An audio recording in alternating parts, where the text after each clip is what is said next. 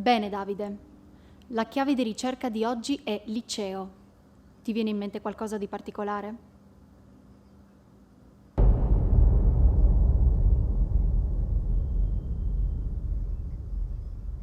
Davide? Mi senti? Dove ti trovi? Sono in una scuola, all'esterno, davanti all'ingresso principale. Sì, penso di ricordare. È il liceo dove ho studiato. Molto bene, continua così. Non c'è nessun altro. Sono da solo. Sto ricordando gradualmente il luogo. Ricordo gli alberi, l'aspetto lugubre, l'edificio abbandonato sul piazzale. Ok. Riesci a ricordare qualche particolare? Un professore? Un compagno di classe?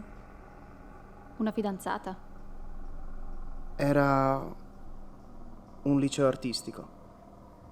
Studiavamo storia dell'arte, pittura, cinema, scultura. Ricordo un sentimento di rabbia. Credo di aver perso un anno a causa dei voti bassi. Aspetta. Vedo una ragazza.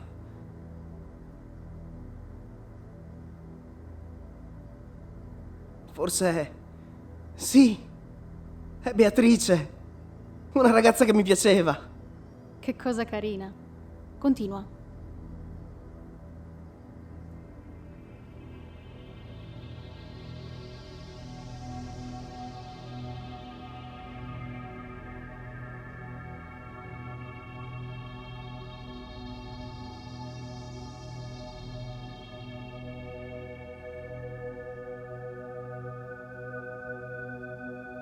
Oh no, ora ricordo.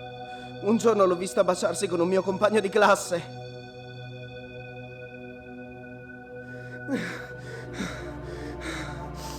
Davide, resta calmo, rimani lucido, non perdere il controllo.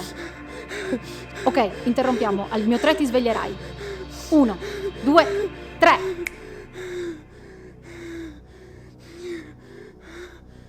Tranquillo, fa respiri profondi. Dà al cuore il tempo di rallentare.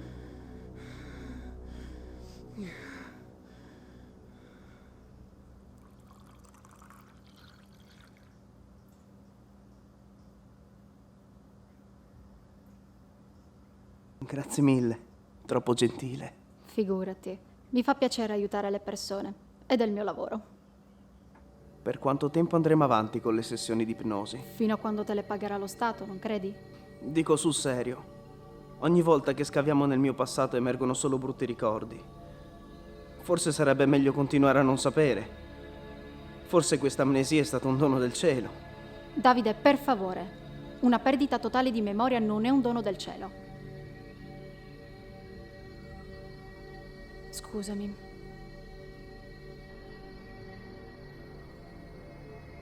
Parliamo d'altro. Hai qualche novità riguardo al lavoro? Sai se ti rinnoveranno il contratto? Non penso proprio.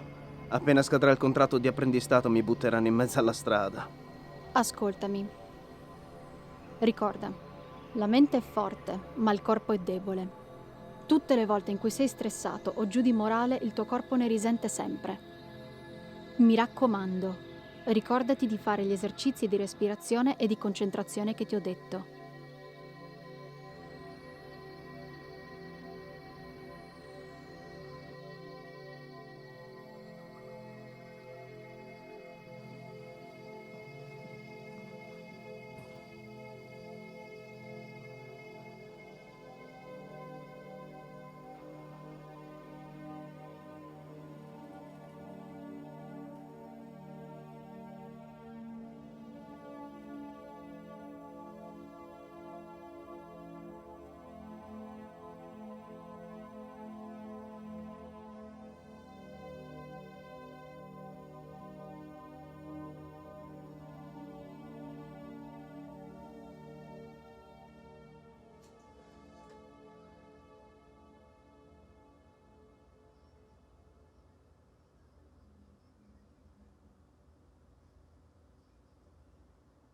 Nuovo giorno, nuova seduta di ipnosi, un nuovo orribile ricordo. Stavolta era a scuola. e ho visto la ragazza che mi piaceva limonare con un altro. Porca miseria. Se fosse per me avrei smesso già da tempo la terapia, ma Lucio insiste. Pensa che sia giusto sapere quale fosse il mio passato e magari qual è stato l'incidente che mi ha fatto perdere la memoria. Lucia non lo ammetterà mai, è molto ottimista, ma io credo di aver capito. Prima dell'amnesia devo aver sofferto di depressione.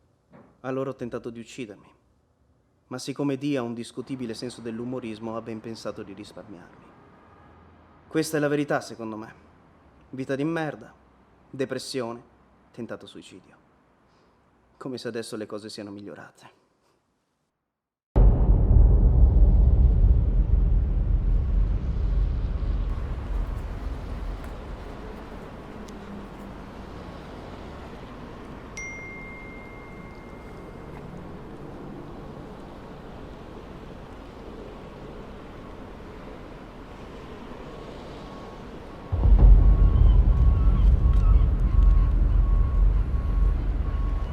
Oh! Guarda dove cammini!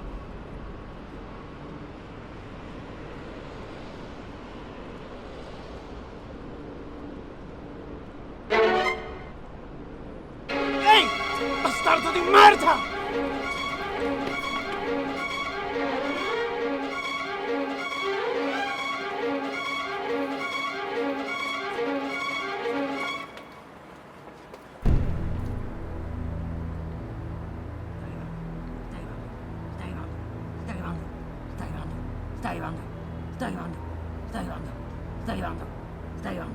Ehi, ridammi il portafoglio e non succederà niente. Aiutami! Ridammi il portafoglio ora!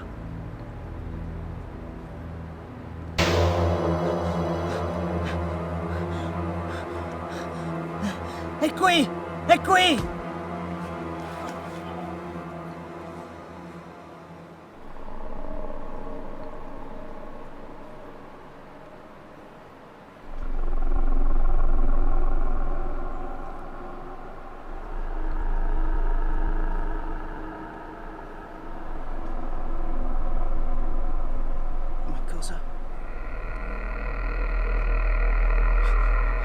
È lui.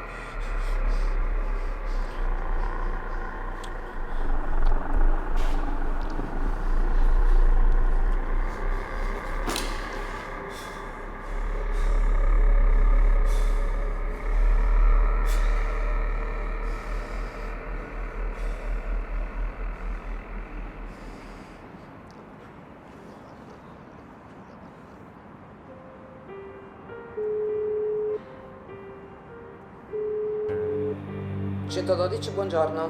Sì, buongiorno. Vi chiamo dallo stadio comunale di Trieste. Ho bisogno di un'ambulanza, c'è una persona incosciente a terra. Un momento, si calmi. Lei come si chiama e cos'è successo? Mi chiamo Davide Missanto. Sono un postino, stavo lavorando. Avevo appena consegnato la posta negli uffici dello stadio. Uscendo ho sentito un urlo provenire dalle tribune. Sono corso a vedere e ho trovato una persona priva di sensi a terra. La persona come sta? Respira, c'è battito, vede ferite o emorragie? No, ho controllato il respiro, il battito del cuore. Mi sembrava tutto a posto, solo che è incosciente, non mi risponde. Ok, ma non ha visto cosa è successo? Ha sentito un urlo e ha trovato questa persona svenuta? Sì, esatto, è andato proprio così. Ok, rimanga in attesa, le mando subito un'ambulanza.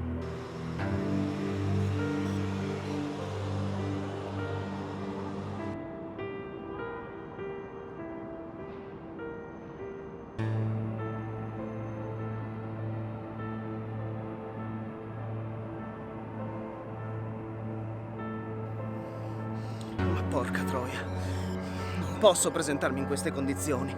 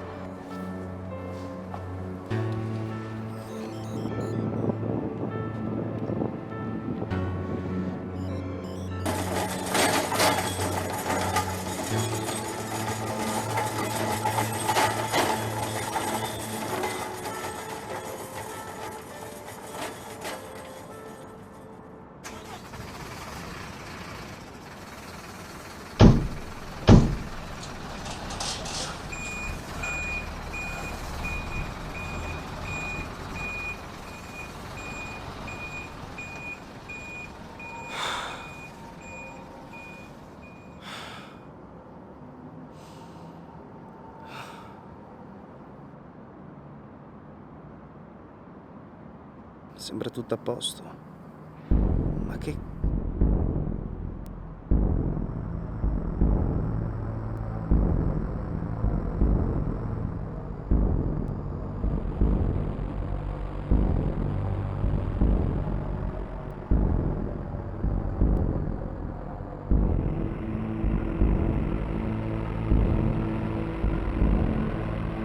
Ehi! Ehi!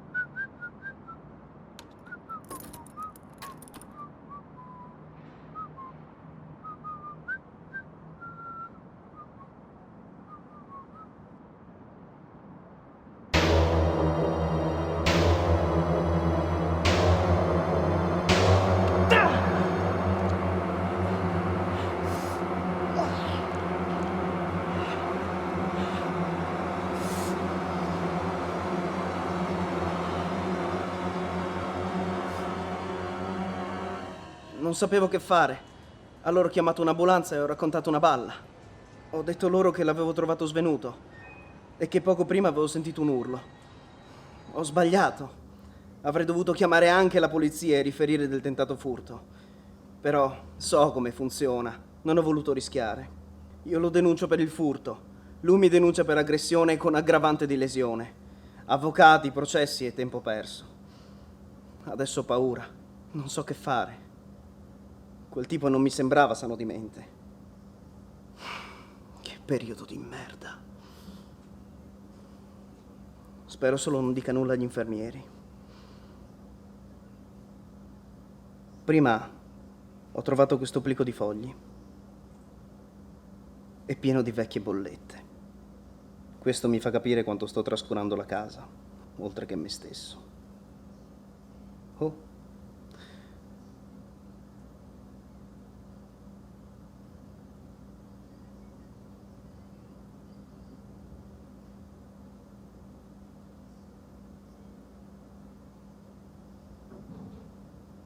Ne è passato di tempo.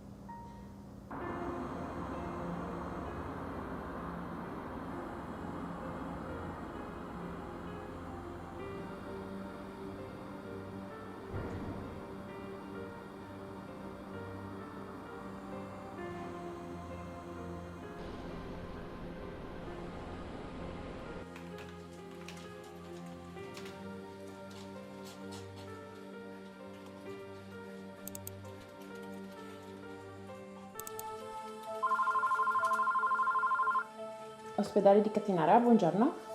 Buongiorno, scusi del disturbo.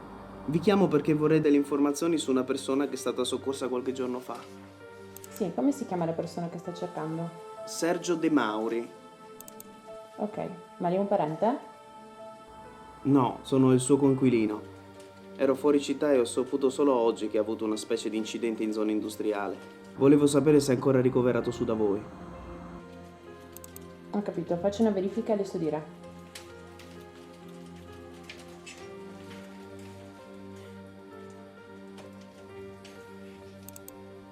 Allora, il signor De Mauri mi risulta ricoverato al centro di salute mentale, sezione sotterranea da 2 giorni. Ah, centro di salute mentale. Ma è una cosa grave. Questo non glielo so dire, ma se è stato ricoverato lì significa che c'erano dei motivi importanti.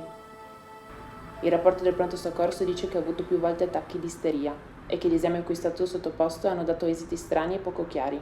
Ho capito. Ma si possono effettuare visite in questo posto? Sì, è possibile, ma non so dirle né gli orari di visita né le modalità di accesso. Dovrebbe telefonare o presentarsi in loco.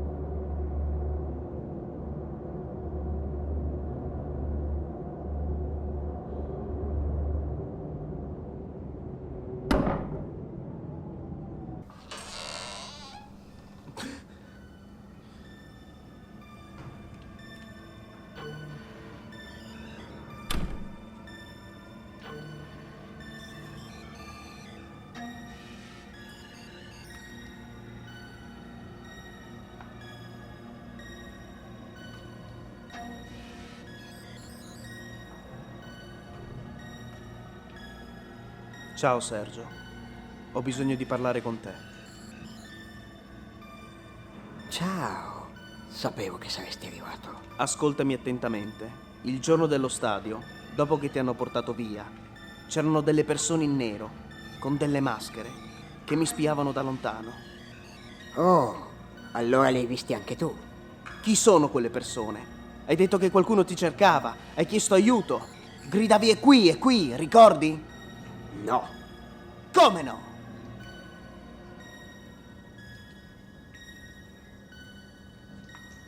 Lui andava sempre al fiume. A lui piaceva raccogliere i fiori. Ma un giorno ha trovato un fiore speciale e lì è iniziata la sua fine. Lui sta venendo a cercarti! Le risposte sono dentro di te! Scava! Scava! Scava!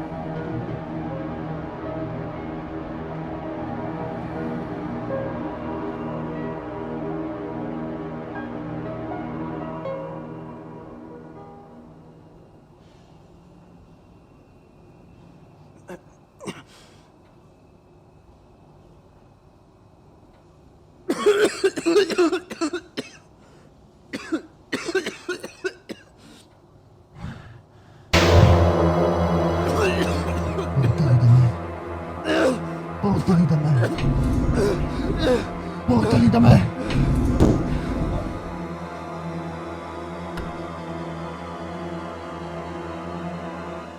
Davide, tutto bene? Cos'è successo? No, non va niente bene. Scusa, posso? Scherzi, vieni. Vuoi un bicchiere d'acqua? Sì, grazie. Ne ho proprio bisogno. Ma cos'è successo? Io non ti ho mai visto così scosso. Allora, fammi fare mente locale. Tutto è iniziato il giorno dopo l'ultima seduta. Eri in zona industriale, vicino allo stadio. E prima nell'ascensore stava lì nell'angolo a fissarmi. Mormorava frasi senza senso come portali da me, portali da me. Mio Dio. E poi c'è la frase che ha detto Sergio. Le risposte sono dentro di te. Scava, scava. Non ne comprendo il significato. A me invece sembra tutto molto chiaro. Ti ha detto che quest'entità vuole qualcosa da te, che le risposte sono dentro di te. È chiaro che si riferisce a qualcosa del tuo passato, che tu non ricordi per via dell'amnesia. Cioè, secondo te conoscevo Sergio prima dell'amnesia? Avrebbe dovuto riconoscermi al posto di comportarsi da pazzo. Se te la senti possiamo fare una prova. Facciamo una seduta di ipnosi.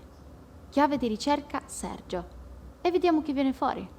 Magari era il tuo migliore amico ai tempi del liceo. Tutto può essere. Proviamoci.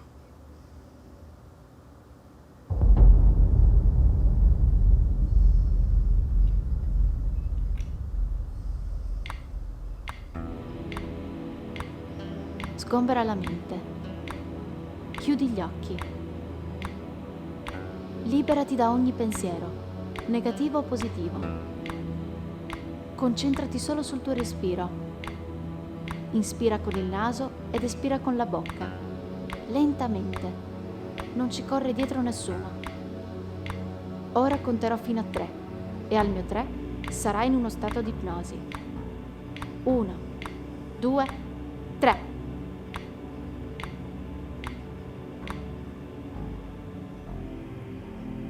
Molto bene. La chiave di ricerca è Sergio. Ricordi qualcosa? Che cosa vedi? Sono in un locale, in un pub. È un ricordo concreto. Non riesco a muovermi. C'è un gruppo musicale che sta suonando. C'è abbastanza gente. Penso di ricordare. Deve essere la festa di qualcuno. Aspetta, ho appena incontrato il festeggiato. Riesci a vederlo chiaramente? Sì, lo vedo e lo sento perfettamente.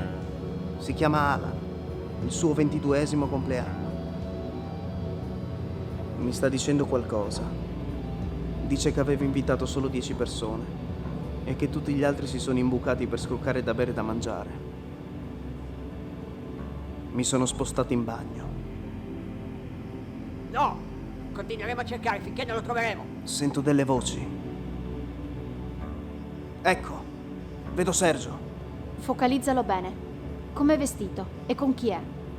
È vestito tutto in nero. Sta parlando con 2 persone. Li ha chiamati per nome più volte. Uno dovrebbe chiamarsi Marco. L'altro Roberto. O forse Umberto. Riesci a sentire cosa stanno dicendo? Forse non capite la gravità della situazione. Mancano 2 settimane al solstizio d'inverno e noi non abbiamo ancora trovato una persona per il sacrificio. Ma non possiamo usare un animale come abbiamo sempre fatto, cazzo. Perché devi insistere? No che non possiamo! Questo è un rituale di ascendenza. Ci serve una persona fisica per il rito. Dobbiamo trovare un'anima casta, pura, vergine magari. Parlano di un rito. Del fatto che devono trovare una persona da sacrificare. Per questo si sono imbucati alla festa. Sergio mi ha appena tirato un'occhiataccia. Non dovremmo parlare di queste cose in un luogo pubblico. Me ne sto andando. Ho sentito cose che non dovevo sentire. È molto interessante. Ora però cambiamo chiave di ricerca. Portali da me. Cosa ti dice questa frase?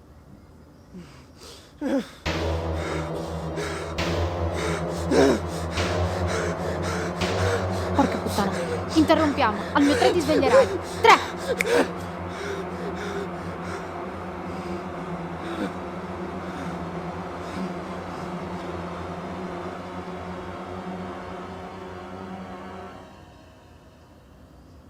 Cos'è successo? Cosa hai visto?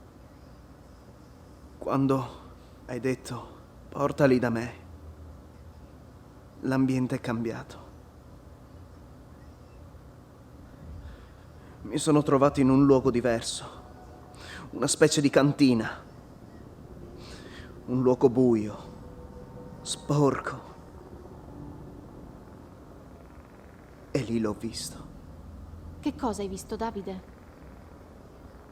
La sagoma, in fondo a un corridoio, si avvicinava lentamente, facendo degli orribili suoni col proprio corpo, come se si stesse sgretolando lentamente.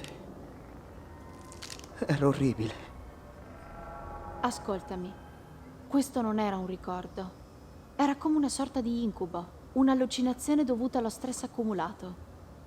Ascoltami, adesso va a casa, prenditi una goccia di tranquillante e va a farti una bella dormita. Poi ne riparleremo con calma, va bene? Va bene, grazie.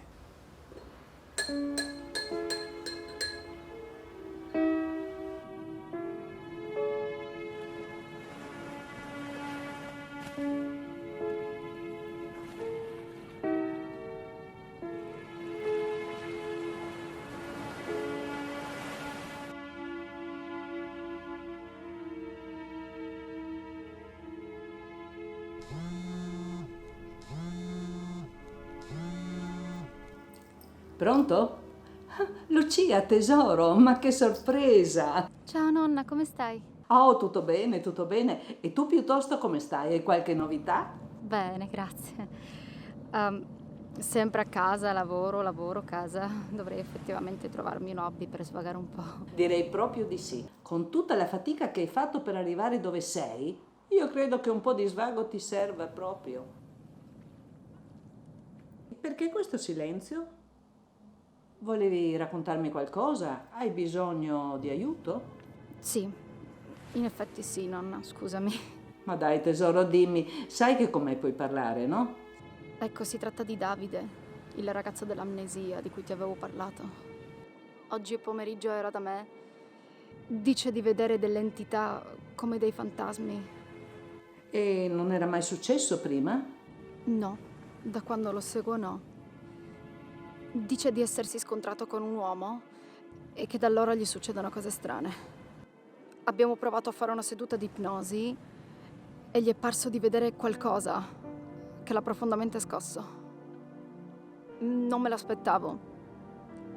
Non mi aspettavo un riscontro del genere, non da lui. Hai ragione, sì, ma d'altronde non è la prima volta che ti capita un paziente con circostanze così particolari. come si chiamava quel ragazzo giovane, quello che adesso si trova nel carcere a Tolmezzo? Si chiamava Dante. Delle cinesi, giusto? Sì, aveva torturato e ucciso i suoi compagni di classe con la tele cinesi. Sono a pezzi, nonna. In parte hai ragione ad avere dei dubbi, a porti delle domande, a non fidarti ciecamente di tutto, però queste cose esistono e il paranormale fa parte del nostro mondo e tu lo sai. Davide era molto scosso, non l'avevo mai visto così. Lucia, tu credi alle sue parole? Hai il sospetto che questo Davide ti stia mentendo? No, assolutamente no. Allora, se ha chiesto il tuo aiuto, non voltargli le spalle. È nostro dovere aiutare le persone che ce lo chiedono, soprattutto se hanno a che vedere con dinamiche inspiegabili. Sì, lo voglio aiutare, però non voglio farmi coinvolgere troppo, perché l'esperienza di Dante mi ha cambiato completamente la vita. Ancora adesso continuo a fare degli incubi orribili e non voglio che il fatto di Davide mi dia il colpo di grazia.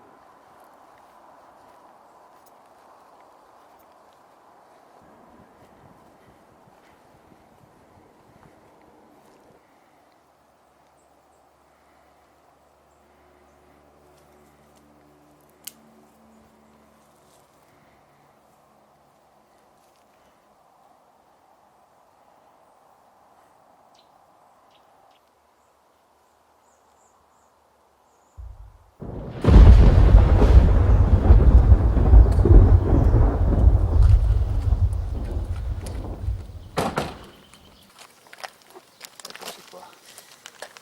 Qui è dove è iniziato tutto. È qui dove finirà. Andiamo.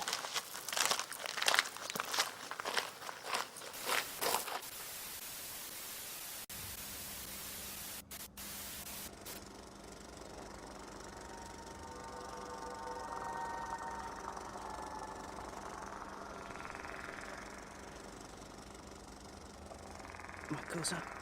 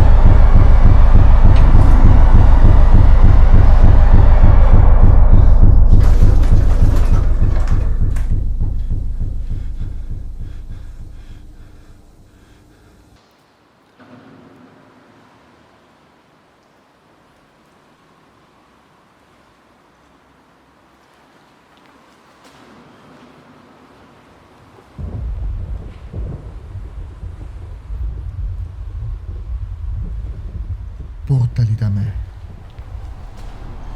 Portali da me. Portali da me. Portali da me.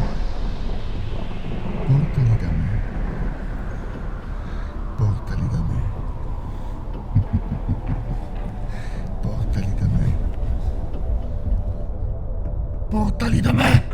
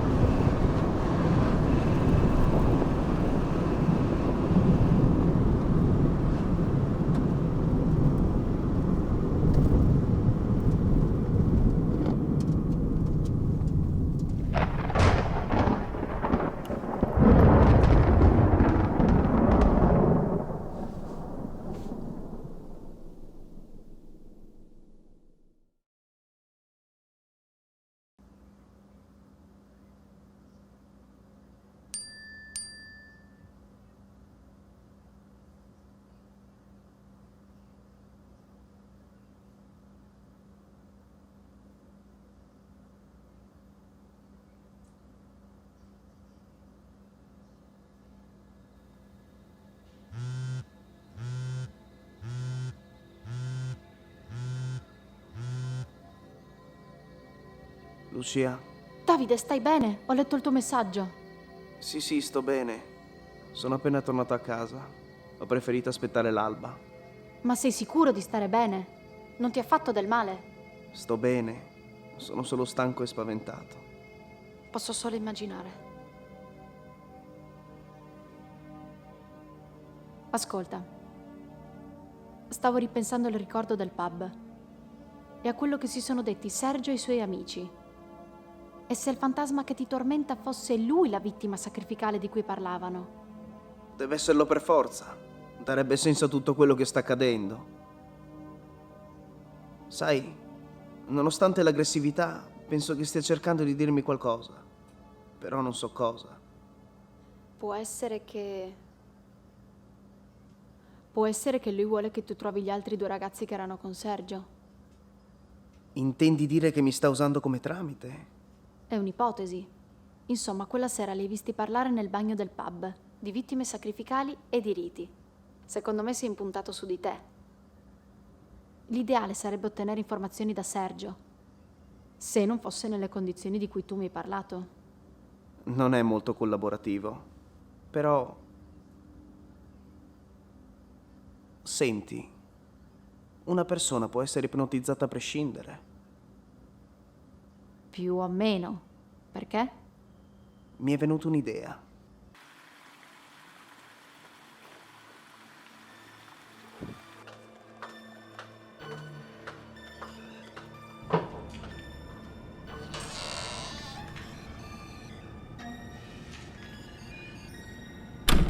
Lucia, questo è Sergio, il nostro caso umano. Sergio, questa è Lucia, la migliore psicologa del mondo. Ciao Sergio.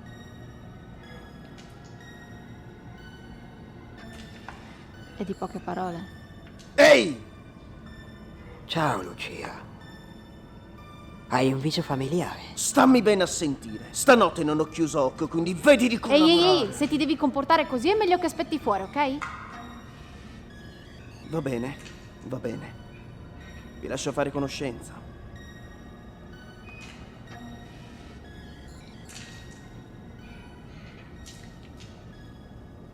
Ok, Sergio. Ora rilassati. Sgombera la mente. Sgombera la mente da ogni tipo di pensiero, positivo o negativo che sia. Inspira con il naso ed espira con la bocca. Così, bravissimo.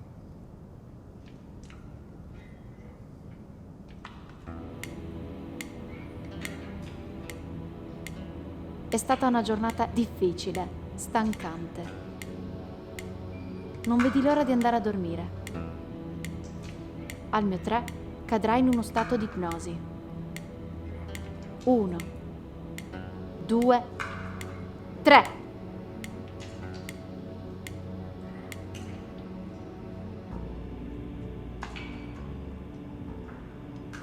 Ok, Sergio. Ascoltami bene. Hai mai visto o conosciuto il signor Davide Misanto? Sì, l'ho visto molto tempo fa. C'era una festa con un gruppo musicale. Bene, il ricordo coincide. Quando è successo? Quanto tempo fa? Molto tempo fa. C'era interazione tra te e Davide? O con i tuoi amici? No, io lo guardavo. Lui mi guardava. Non piaceva ai miei amici. Neanche a me stava simpatico. Ok. Nessuna interazione, tutto coincide. Ora ascoltami, Sergio. Chi è l'entità maschile che perseguita Davide? Amedeo.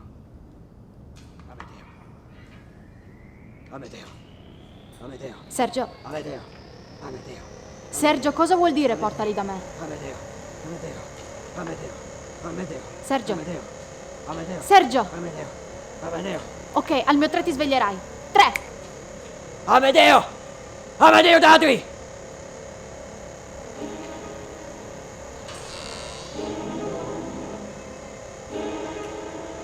Sta bene?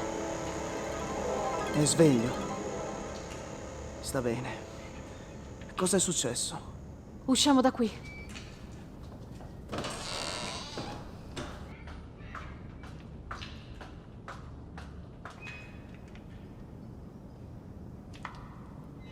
Hai visto che casino prima? Ti avevo detto che quello è pazzo. Ma tu hai sentito le sue risposte? I suoi ricordi sono identici ai tuoi. Lui ricorda il tuo stesso evento.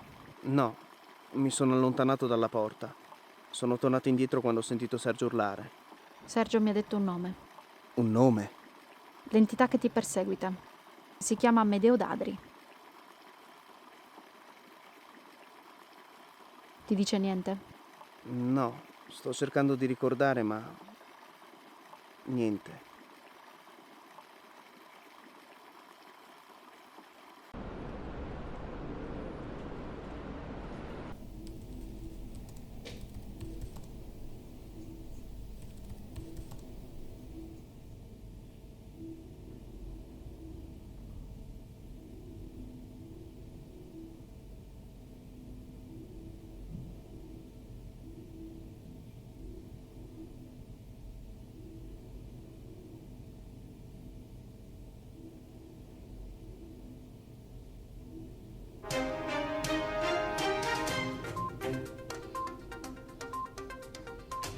Buon pomeriggio e buona domenica a tutti. Questa è un'edizione straordinaria del TG8 Trieste News. Siamo qui per raccontarvi un orribile fatto di cronaca nera consumatosi nella nostra città. Il servizio di Marta Liberacci. Nei pressi del paese di Opicina vi è un enorme complesso abbandonato, l'Hotel Resort Impero, da decenni meta di sbandati, vandali, senza tetto e tossicodipendenti. Nella mattinata di ieri, sabato 21 dicembre, una telefonata anonima ha scosso la centrale di polizia. Una persona con agitazione riferiva che delle persone stavano eseguendo un rito esoterico, torturando un ragazzo disabile all'interno dell'hotel abbandonato. L'intervento dell'autorità è stato tempestivo, facendo arrivare sul posto 2 volanti della polizia e una camionetta dell'esercito. I militari e i poliziotti hanno così scoperto una scena raccapricciante. In una stanza sul retro del complesso, una decina di persone vestite di nero stavano torturando un giovane ragazzo. Nonostante la tempestività delle autorità, le persone vestite di nero sono riuscite a scappare nel bosco, facendo così perdere le loro tracce. La vittima, il 20enne Amedeo Dadri, residente a Opicina, è deceduto prima dell'arrivo dell'ambulanza a causa delle ferite riportate. Lo conoscevo abbastanza bene, andavamo a scuola insieme. È proprio una tragedia. Qui lo conoscevamo tutti, era un bravo ragazzo. Era un po' strano, certo, però gli volevamo bene tutti. Era un ragazzo solare, non meritava di finire così. La brutalità di questo avvenimento ha scosso l'intero Friuli Venezia Giulia. È nostro dovere informarvi che le forze dell'ordine stanno lavorando intensamente affinché i responsabili vengano individuati e consegnati alla giustizia. Per avere un quadro più chiaro della situazione abbiamo intervistato l'ispettore di polizia Cesare Moccò, il quale ci ha rilasciato delle informazioni esclusive. Ispettore Moccò, non è la prima volta che accade un fatto del genere, tuttavia le persone preferiscono non parlarne. Secondo lei, come mai c'è questo rifiuto della memoria? È una questione delicata, non è facile parlarne, no? Gli anni 70 sono stati un decennio di paranoie per Trieste e per la nostra regione, in particolare dal 73 al 75, il biennio del diavolo, così è stato soprannominato di recente. Le persone sparivano in continuazione. Solo nel 73 sono sparite 12 persone nella provincia di Trieste. Ma nessuno è mai intervenuto per contrastare questo fenomeno? La pista più accreditata all'epoca era che queste persone venissero rapite da trafficanti di esseri umani. La popolazione era spaventata, completamente assoggettata.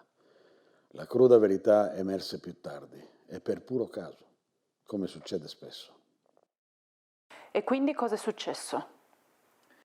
Era il 6 dicembre del 1975 e nei pressi dell'autoporto di Fernetti venne rinvenuta una fossa comune con più di 30 cadaveri mutilati e in decomposizione. Erano solo alcune delle persone scomparse in quegli anni. Solo allora si capì e solo allora venne rivelata l'esistenza di questa setta satanica, violenta e molto numerosa, la setta della Mano Rossa. A quel punto le indagini si intensificarono e furono processate e incarcerate un sacco di persone. La storia poi si chiuse lì, almeno apparentemente. Lei crede che l'omicidio di Amedeo Dadri possa rientrare nello schema di questa Mano Rossa?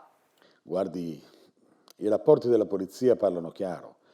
Le persone che stavano torturando Amedeo Dadri erano vestite di nero e indossavano una maschera a capovolta con sopra incisa una mano rossa. Sì, signora. Amedeo Dadri è stato ucciso da persone appartenenti a questa setta. Non sappiamo ancora se si tratta di imitatori, ma è estremamente improbabile.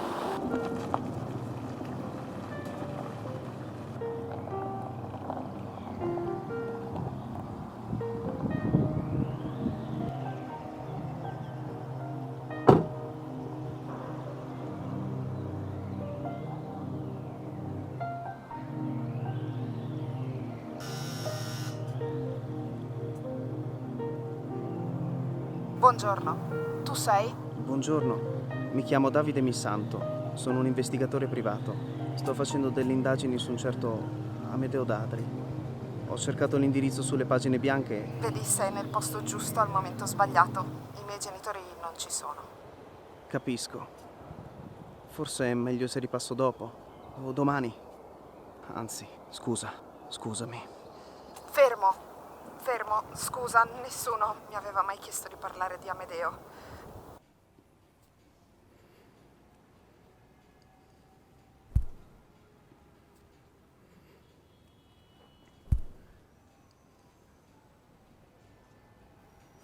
Che ragazzo solare. Tu perché stai indagando su Amedeo? Ti paga qualcuno? Collaboro con la polizia. Di recente sono state arrestate alcune persone in preda di isteria. Tutti però, nei loro deliri, facevano riferimento ad un nome, Amedeo Dadri. Così mi hanno incaricato di fare qualche ricerca in incognito e mi sono reso conto che il caso è rimasto irrisolto. Irrisolto, certo. Non hanno mai indagato quei bastardi. Che tipo era tuo fratello? Amedeo era un ragazzo particolare. Certo, aveva dei disturbi, non so se mi spiego. Però era una persona speciale. Lui amava la natura. A volte si perdeva per ore in riva al fiume a cercare dei fiori.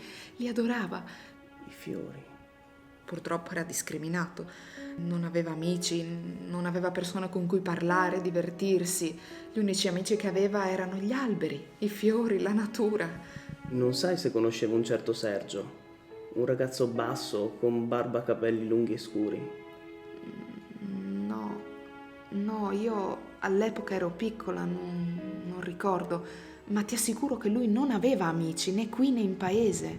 Quindi nessuno avrebbe avuto motivo di fargli del male. No, assolutamente no, credimi. Ho visto un video su internet, un vecchio telegiornale in cui si parlava del fatto.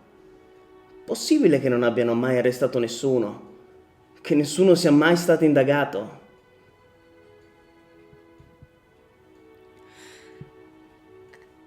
Hanno indagato per qualche mese. Certo, avevano arrestato delle persone, ma poi li hanno rilasciati. Nessuno è mai stato processato. Io non me lo so spiegare, ma Amedeo non si meritava questa fine. Mi dispiace. Non voglio toccare altri tasti dolenti. So che il luogo in cui si è consumato il rito è qui vicino. Può indicarmi la strada? La strada per arrivare all'hotel è da quella parte. Se prenderai quel sentiero arriverai in meno di 10 minuti. L'ingresso principale è chiuso. Puoi entrare dal retro passando per il bosco, ma fai attenzione, è pericoloso.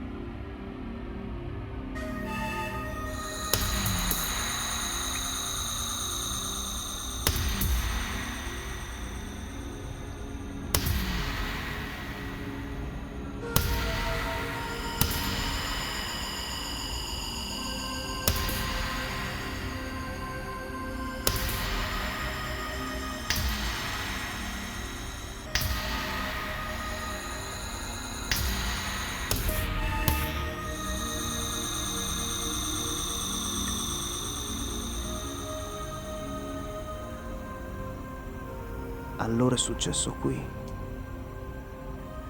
È qui che ti hanno ucciso. Amedeo! Amedeo!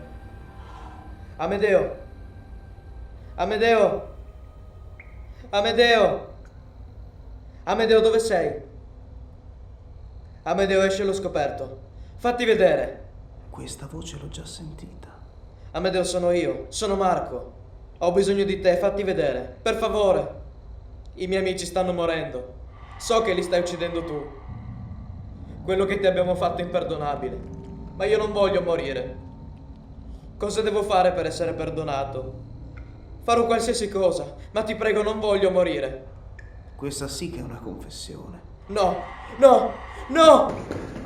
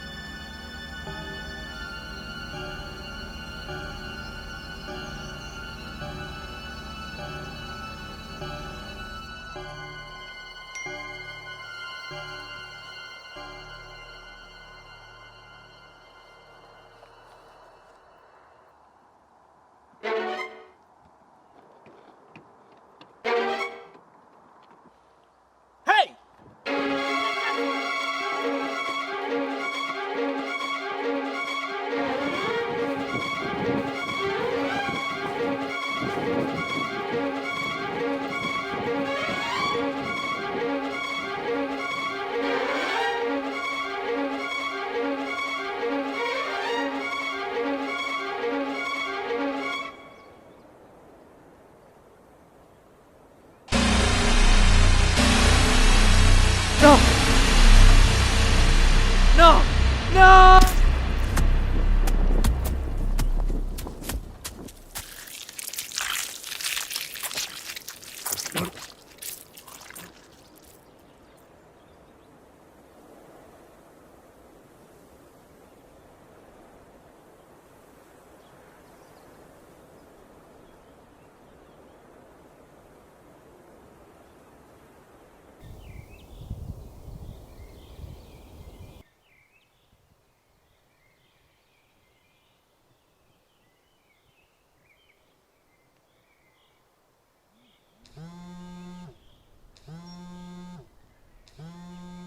Davide, ho delle novità importanti. Vediamoci subito. Cosa? Ho fatto delle ricerche. Non hai idea di cosa ho scoperto. Così questa è la lista dei sospettati. Sì. 5 persone che sono state arrestate e interrogate per l'omicidio di Amedeo Dadri. E poi rilasciate per mancanza di prove. Esatto, proprio così. Che in realtà sarebbero 3. Marco Lotri è stato appena dilaniato davanti a me. Sergio è in stato catatonico al CSM. Ci rimangono questi 3. È vero. Dimmi il primo nome. Umberto Sonora.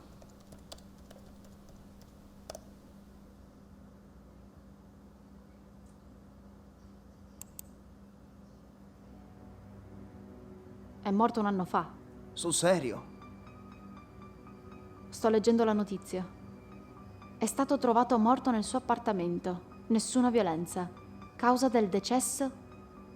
Disidratazione. Si è chiuso in casa e si è lasciato morire di sete. Ma ci vogliono dei giorni per morire di sete. Chi si lascerebbe morire così? Dimmi un altro nome. Maurizia Zorica.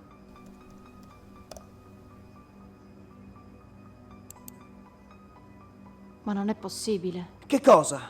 È morta anche lei, proprio qualche giorno fa.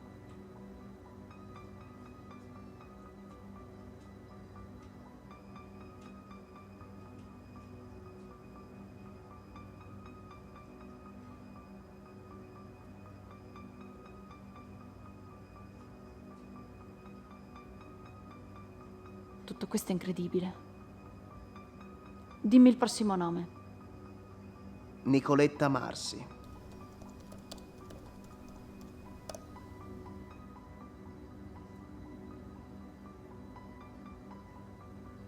L'ultima foto è stata pubblicata poche ore fa. Significa che lei è ancora viva? Voglio sperare di sì. Cerco l'indirizzo. Abita in un paesino sul Carso. Località Berliavaz numero 181. Devo andare subito da lei. No, Davide, è pericoloso, non sai cosa troverai. Non c'è tempo da perdere. Ti faccio sapere. Davide, no!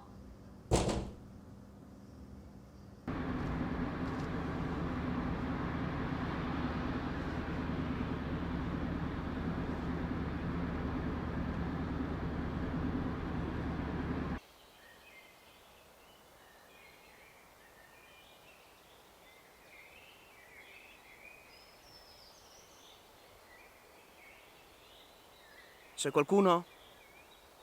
Nicoletta?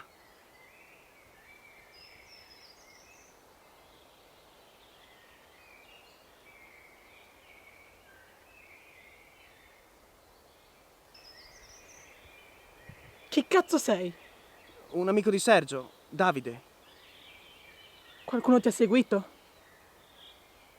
Come? Gli uomini in nero. Hai visto se ti hanno seguito? No. Benissimo. Vieni dentro. Muoviti.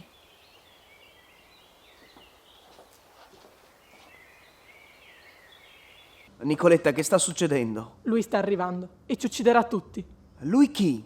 Lui, lo spettro. Amedeo Dadri. Non pronunciare quel nome. Quel nome è maledetto. Maledetto quanto il giorno in cui abbiamo eseguito quel maledetto rito. Nicoletta, cosa è successo? Sono morti tutti tranne te e Sergio. Lo so bene. È iniziato tutto circa 6 mesi fa. Sergio è iniziato a impazzire. Diceva di vedere delle sagome vestite di nero, con le stesse maschere che avevamo usato noi durante il rito. Poi tutto è degenerato, fino ad oggi. Il fatto è che lo spettro si serviva di Sergio per arrivare fino a noi. Lo usava come tramite. Però Sergio adesso è troppo compromesso per essere usato. Lo spettro ha bisogno di un ponte, di un tramite per poter agire nel nostro mondo. Spiegati meglio. Il rito prevedeva di sacrificare un'anima innocente. Ma il rito non è stato completato e come effetto collaterale lui si è trasformato in una furia, un demone vendicativo molto violento. Il demone è rimasto dormiente per molti anni. Poi però è riuscito a uccidere dei ragazzi che avevano partecipato al rito, dei ragazzi che conoscevamo a malapena. Ha manipolato le loro anime. Si è servito di loro come tramiti per arrivare fino a Sergio e a tutti noi. Ma allora quelle sagome vestite di nero con le maschere siete voi? Beffardo, vero? Sì, usa i nostri amici contro di noi. Sono come i corvi o gli avvoltoi. Se li vedi è un brutto presagio. Significa che la furia sta cercando di manifestarsi. Ho capito. Quindi tutti quelli che hanno partecipato al rito o sono morti o sono sotto il controllo di Amedeo. Bravo. Ci ha messo molto tempo, ma alla fine la sua vendetta sarà compiuta. In questi ultimi giorni ho visto molte persone vestite di nero. Per quello ti ho chiesto se avevi visto qualcuno seguirti. Sono sicura che presto arriverà anche per me. Non c'è proprio nessun modo per fermare questa furia. Ti ho detto di no. La sua vendetta sarà compiuta solo con la morte dei suoi carnefici. Siamo condannati a prescindere.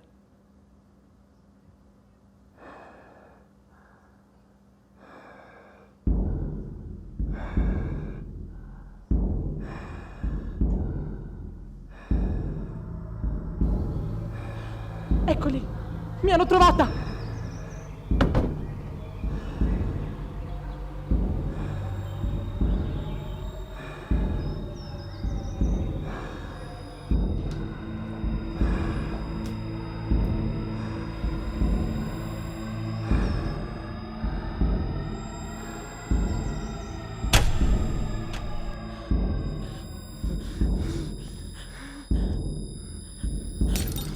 Hai sentito?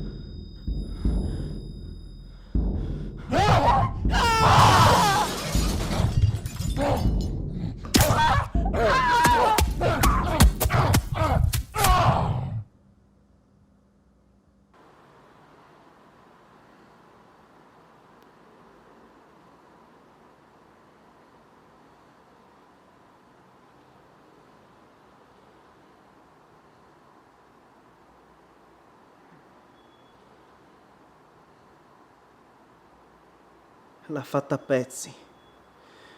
Io non mi sono fatto niente. Non so come sia possibile. Dunque uno spirito di vendetta, che è quasi compiuta visto che sono morti tutti. Tutti tranne Sergio. E che vorresti fare? Sergio in quelle condizioni potrebbe vivere a lungo. Non lo so. Nicoletta mi ha detto che lo spettro usava Sergio come tramite per poter uccidere i membri della setta.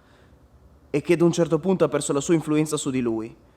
Allo stadio è passato da Sergio a me, come un virus, e mi ha usato per arrivare a Marco e Nicoletta.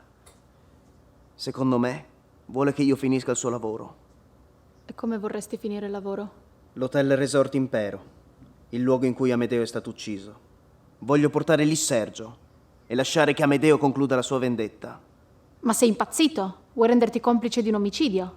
Omicidio di chi? Per conto di un fantasma? Andare dalla polizia non rientra nei tuoi piani? Rientrava, sì. Ma sono certo che finché Sergio resterà in vita, Amedeo non mi darà pace. Ho paura che mi farà del male. Sì, immagino. Non vorrei essere nei tuoi panni. Come intendi procedere?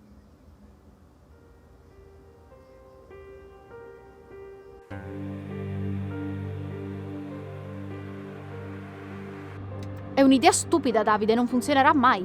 Senti, funzionerà. Sergio non è in stato catatonico. Non del tutto, almeno. Penso di poterlo sbloccare in qualche modo, usando una frase o una parola chiave. Deve funzionare, altrimenti non saprei cos'altro fare.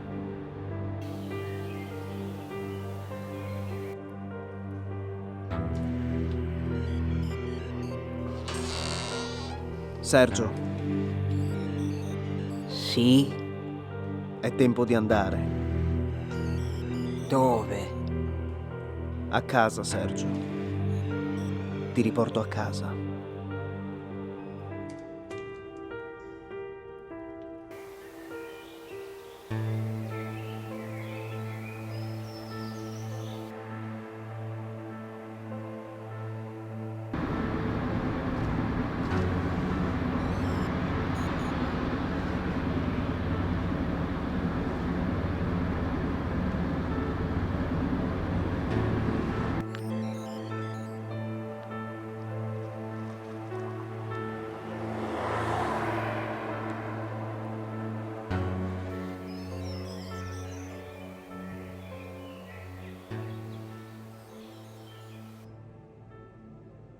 Sono a casa. Non ancora. Lì. Aspetta lì.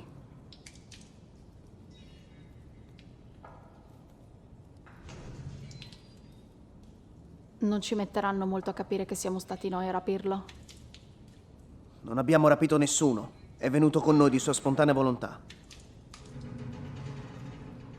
Te l'avevo detto che sarebbe stata una perdita di tempo. No! Lì si è consumato il rito, lì è morto Amedeo per causa loro. È lì che finirà questa storia. Non capisco. Le abbiamo portato il suo ultimo carnefice. Perché non lo attacca? Non concluderemo nulla così, Davide. C'è qualcosa che manca. Un tassello del puzzle. Forse non tutti i carnefici sono morti. Le uniche persone che sappiamo essere morte sono quelle della lista. Non sappiamo nemmeno quante persone hanno partecipato al rito. Come possiamo sapere chi è ancora vivo e chi no?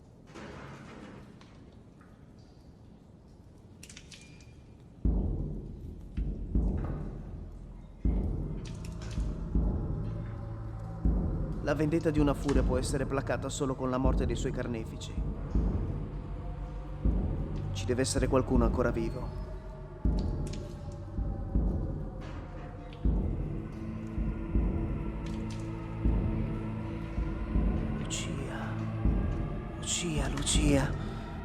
Lucia. Ma certo! L'ho detto anche Sergio. Hai un viso familiare.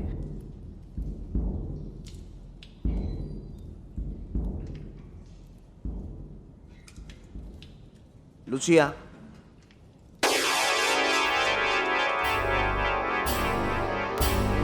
È arrivato! Ci ha trovati!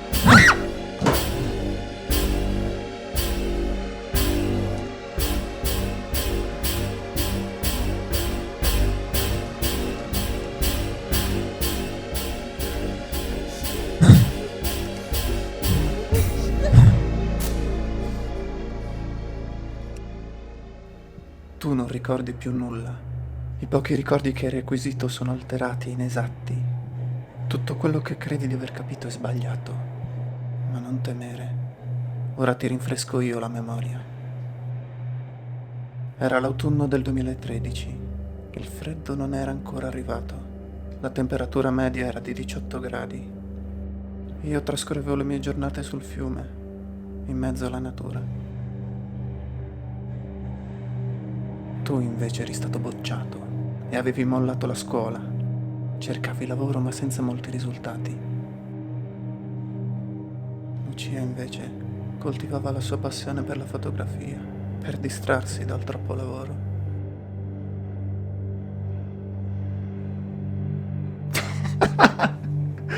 Sei un povero illuso. Hai seriamente pensato che Lucia e Sergio fossero in combutta? Mi piacciono le tue folli teorie, ma la verità è molto meno complessa. Sergio all'epoca era un ladruncolo da 4 soldi e purtroppo Lucia fu una delle sue vittime.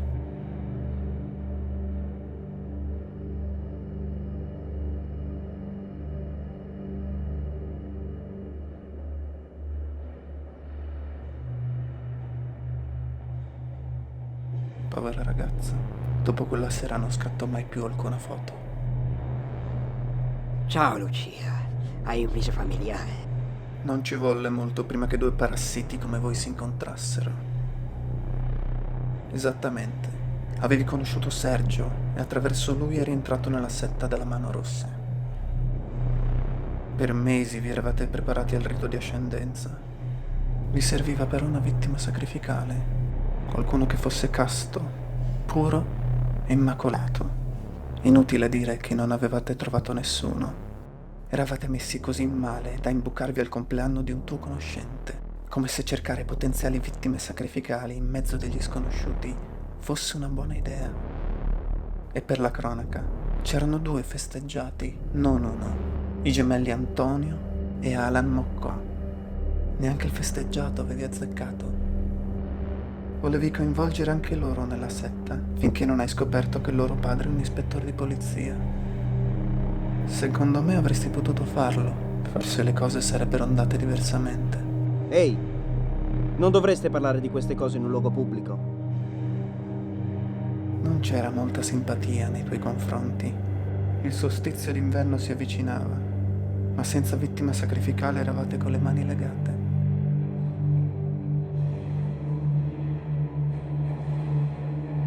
Un giorno però è successo un imprevisto.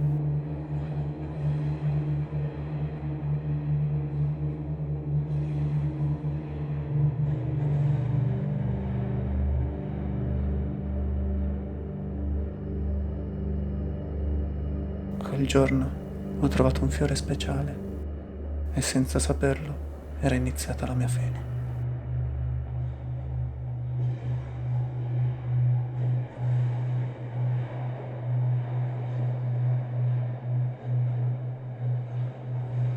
Ci siamo frequentati per giorni. Per me eri diventato un amico speciale. Ma tu non covavi lo stesso pensiero. Avevi in mente un piano diabolico e per attuarlo hai aspettato di sapere tutto ciò che ti serviva.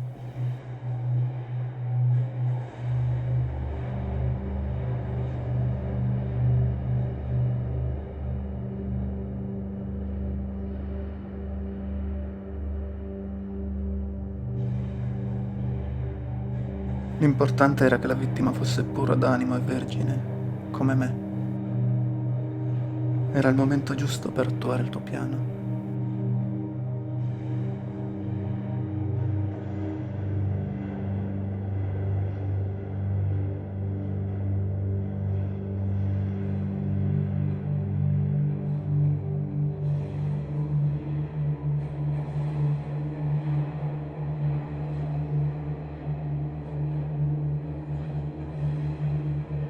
Sabato mattina volevo portarti a vedere un posto bellissimo, su a Opicina, praticamente dietro casa tua.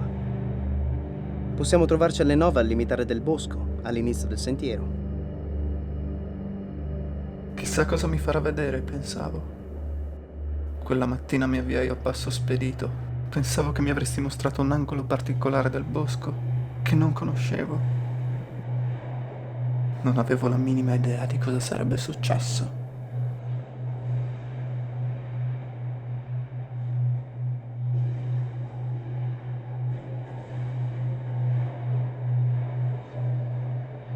Ero così felice di vederti.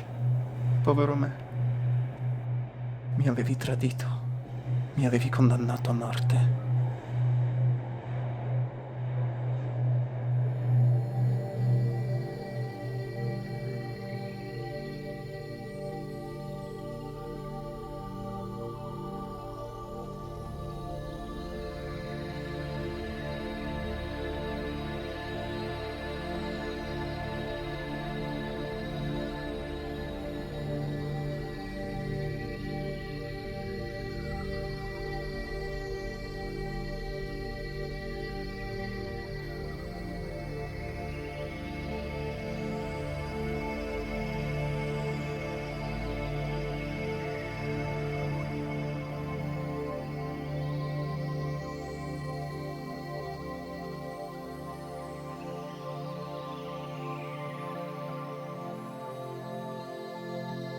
Umberto e Nicoletta vi aspettavano all'hotel. Tutto era pronto.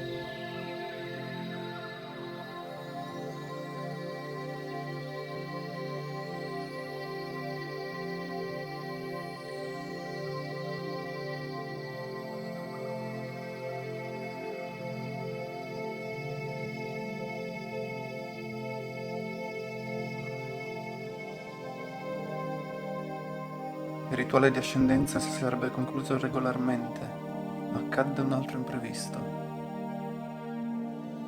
Uno di voi, Damiano, venne assalito dai dubbi e dai sensi di colpa, mentre mi dilaniavi e mi torturavi.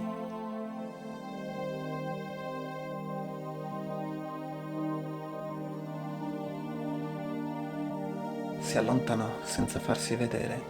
Una volta fuori chiamò la polizia.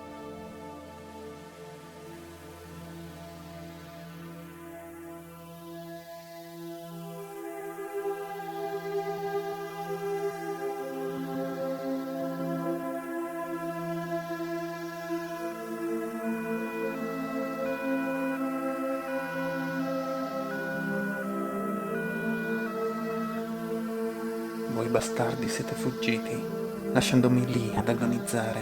Vi siete dispersi nel bosco, ognuno per sé.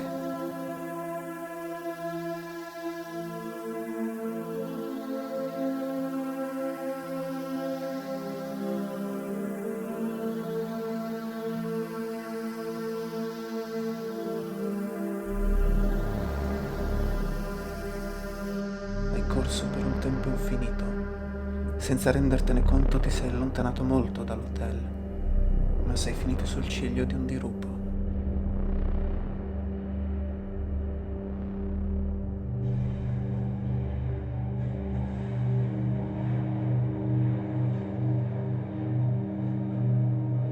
Sei rimasto lì per molte ore e il caso ha voluto che di lì passassero degli escursionisti.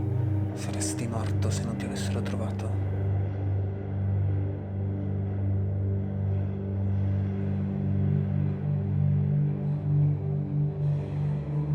La polizia fece molta pressione su Damiano. Erano convinti che avrebbe collaborato nelle indagini.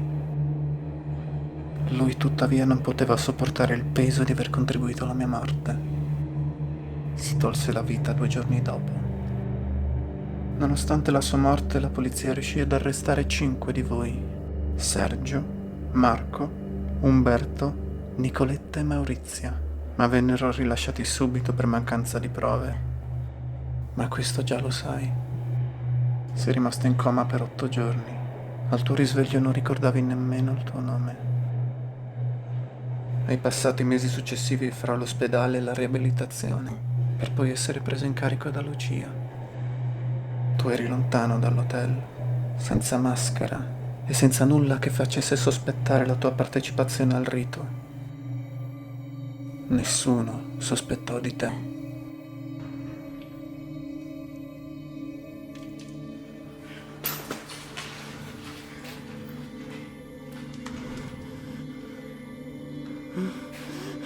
No. No. Non è possibile. Volevi me.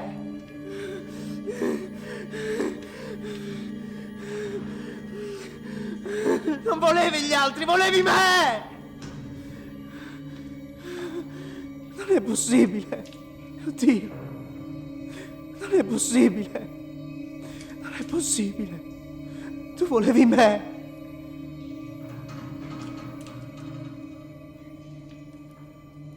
Volevi me. Non è possibile. Non è possibile.